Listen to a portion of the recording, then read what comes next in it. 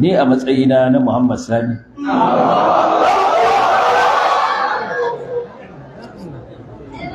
wanda har yanzu ni ɗalibin ilimi ne mai karatu, ina faɗar wannan bi haƙƙin ba wai tawalu ba, da gaske. Kada wani cikin masoya ya ce zai ɓata wa kansa lokaci don ya ji wasu suna haushi. Kada ya daka ta tasu shi ma ya rika haushi. Ya mai da hankali wajen karantar da al'umma. Mutanenmu suna buƙatar ilimi, suna buƙatar karantarwa. Matasan nan da kuke karatu muna buƙatar taimakonku. Ku taimaka mana akan wannan da'awar da muke.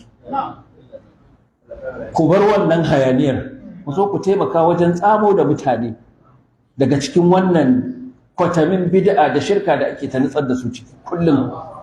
Ku ƙoƙarin fito da su. Kira na gari ku kenan dan Allah.